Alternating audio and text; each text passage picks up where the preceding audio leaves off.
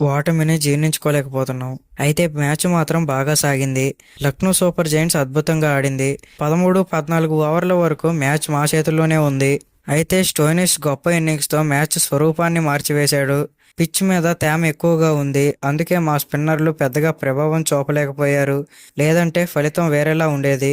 అయినా ఆటలో ఇవన్నీ సహజమే. కొన్ని విషయాలు మన ఆధీనంలో ఉండవు. పవర్ ప్లేలోనే 2 వికెట్ కోల్పోయిన వేళ జడ్డు 4వ స్థానంలో బ్యాటింగ్కు రావాల్సి వచ్చింది. పవర్ ప్లే తర్వాత వికెట్ పడితే శివన్ దూబేను రంగంలోకి దించాలని ముందుగానే నిర్ణయించుకున్నాం. అందుకు అనుగుణంగానే మా ప్రణాళికలు అమలు చేస్తున్నాం. మేము ఇంకొన్ని పరుగులు చేస్తే బాగుండేది. ప్రాక్టీస్ చేస్తున్న సమయంలో ఇంత తేమ కనిపించలేదు.